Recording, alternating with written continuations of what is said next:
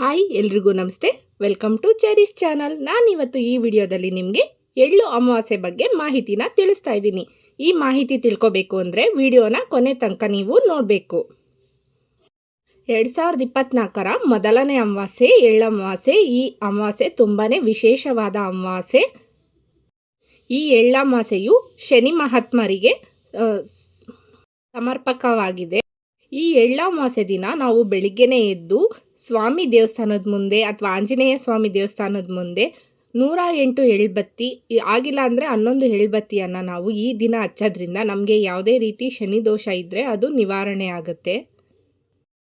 ಯಾರಿಗೆ ಧನುರ್ಮಾಸದ ಪೂಜೆ ಎಲ್ಲ ಮಾಡೋಕ್ಕಾಗಿಲ್ಲ ಅವರು ಈ ದಿನ ಎಳ್ಳಬತ್ತೆ ಹಚ್ಚಿ ಪೂಜೆ ಮಾಡೋದ್ರಿಂದ ನಿಮಗೆ ಧನುರ್ಮಾಸದ ಸಂಪೂರ್ಣ ಪ್ರತಿಫಲ ಕೂಡ ದೊರೆಯುತ್ತೆ.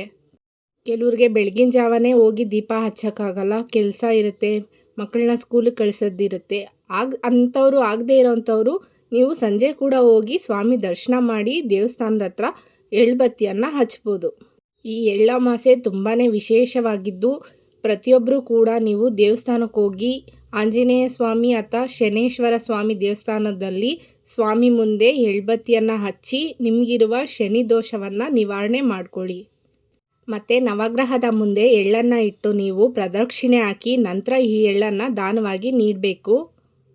ಈ ರೀತಿ ಮಾಡೋದ್ರಿಂದ ಕೂಡ ನಿಮಗಿರುವ ಶನಿ ದೋಷ ನಿವಾರಣೆ ಆಗುತ್ತೆ. ಆಂಜನೇಯ ಸ್ವಾಮಿ ಅಥವಾ ಶನೇಶ್ವರ ಸ್ವಾಮಿ ದೇವಸ್ಥಾನದಲ್ಲಿ ನೀವು ಇವತ್ತು ಎಳ್ಳೆಣ್ಣೆ ಕೊಟ್ಟರೆ ತುಂಬಾ ಒಳ್ಳೆಯದು. ಅದರಲ್ಲೂ ಒಂದು ಬಟ್ಲಲ್ಲಿ ಎಳ್ಳೆಣ್ಣೆ ಹಾಕಿ ಅದನ್ನು ಸ್ವಾಮಿಗೆ ನಾವು ಅರ್ಪಿಸೋದ್ರಿಂದ ನಮಗೆ ಯಾವುದೇ ರೀತಿ ದೋಷಗಳಿದ್ರೂ ಅದು ನಿವಾರಣೆ ಆಗುತ್ತೆ. ಎಳ್ಳು ಅಮಾವಾಸ್ಯೆ 11ನೇ ತಾರೀಕು ಗುರುವಾರ ಬಂದಿದೆ. ಎಲ್ಲರೂ ಸ್ವಾಮಿ ದೇವಸ್ಥಾನಕ್ಕೆ ಹೋಗಿ ಎಳ್ಬತ್ತಿ ಹಚ್ಚಿ ನಿಮಗಿರುವ ಗ್ರಹ ದೋಷಗಳನ್ನೆಲ್ಲ ನಿವಾರಣೆ ಮಾಡ್ಕೊಳ್ಳಿ. ನಿಮಗೆ ಈ ಮಾಹಿತಿ ಇಷ್ಟ ಆಗಿದ್ದರೆ ನಮ್ಮ ಚಾನಲ್ನ ಸಬ್ಸ್ಕ್ರೈಬ್ ಮಾಡಿ. ಕಮೆಂಟ್ ಬಾಕ್ಸಲ್ಲಿ ನಿಮ್ಗೇನಾದರೂ ಮಾಹಿತಿ ಬೇಕು ಅಂದರೆ ಕಮೆಂಟ್ ಬಾಕ್ಸಲ್ಲಿ ಕಮೆಂಟ್ ಮಾಡಿ.